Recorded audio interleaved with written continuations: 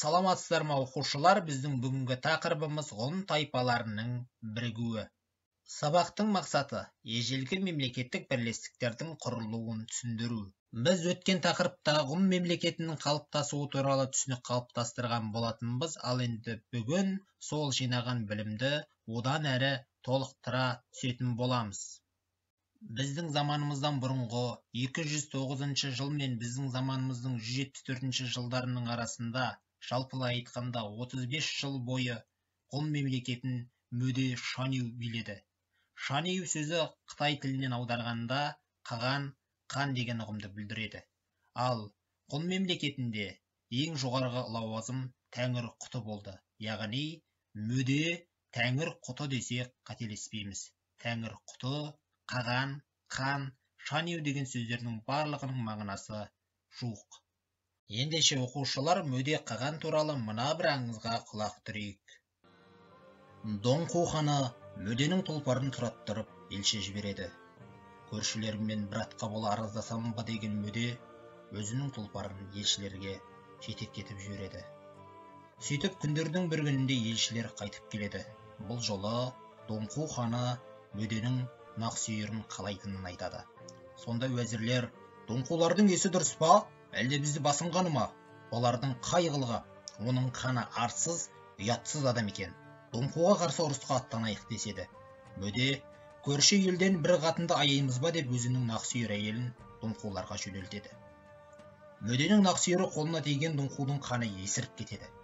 Жаман атқа жал бітсе, жанына торсық байлатпас, жаман адамға мал бітсе, жанына қоңсы қондырмастың кері келіп, доңқу жерінің батысындағы мың илейлік құм тақыр болушы еді.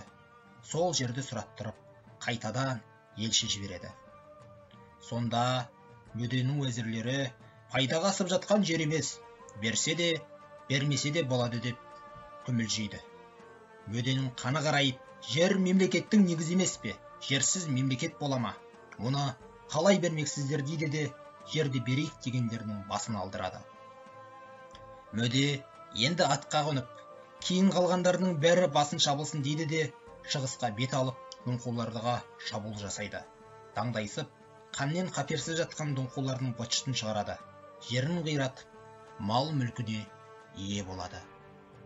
Оқушылар, біз ғұндар туралы деректі екі топқа бөліп қарастырамыз. Әуелі Қытай деректері, Цмацянның тарихи жазбалары, Бангудың ежелгі қан тарихи еңбегі. Екінші топқа грек-рим деректері жатады. Амиан Мартелин, Фриск Паньос, Йорданның еңбектеріне сүйенеміз ғұндарды зерттеу барысында. Сондай қазақстандық ғалымдар Гумилевтің «Ғұндар», Утиньязовтың «Аттил» атты кітаптары бар. Мөде қаған қайтыс болғаннан кейін оның орнына ұлы Лауашан келді. Біздің заманымыздан бұрынғы 174-ші, біздің заманымыздан бұрынғы 161-ші жылдардың арасында билік құрды. Ол да әкесінің ізін қуып, Қытайлармен ұзақ соғысты. Біздің заманымыздан бұрынғы 165-ші жылы Лаушан тәңір құты Жетісу жеріндегі үйсіндерді бағындырды.